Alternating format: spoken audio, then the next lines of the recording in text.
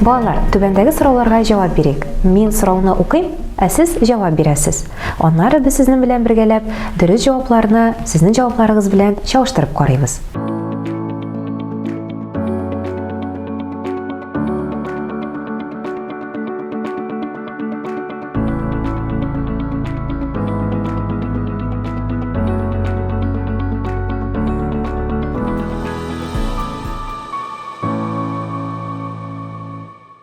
Балалар, нинди йорт хуҗалыклары була? Ялгызак йорт хуҗалыгы, уртак хуҗалык, гаиләле йорт хуҗалыкларын билгелиләр. Йорт хуҗалыкларының икътисади функцияләре нинди? Һәр йорт хуҗалыгы товарлардан һәм хезмәтләрдән куллана. Аның эшчәнлек юнәлешләреннән берсе, ягъни аның икътисади функцияләреннән берсе.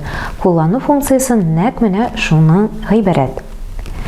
Керем белән куллану арасында нинди бәйләнеш бар?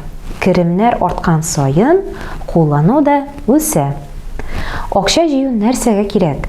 Җыелган акча белән гаиләнең айлык керемнәрен өлеш чыгарып булмый торган кыйммәтле товарлар, мәсәлән, фатир, автомобиль, шул хисаптан югары уку йортыннан белем алу өчен түләргә мөмкин.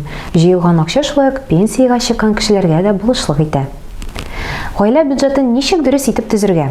Гаиләнең билгеле бер вакытта аралыгында керемнәрнең һәм чыгымнарның исәпләүнең икътисадчылар гаилә бюджеты дип атыйлар. Гаилә бюджеты гаиләнең билгеле бер вакытта булачак керемнәрнең һәм чыгымнарның алдан язып исәпләү. Кешегә яисә гаиләгә финанс планы нәрсә бирә? Керемнәрне һәм чыгымнарны исәпләп бару гаиләнең файда китерми торган нәрсәләргә акча тотмаска, кайсы очракларда акчаны янга калдырырга кирәкмәгән нинди товарларны алмаска мөмкин булуына ачыклык кертә. Сорауларга җавап бирә алгансыздыр дип өметләнәм. Киләсе дәресләребезгә кадәр.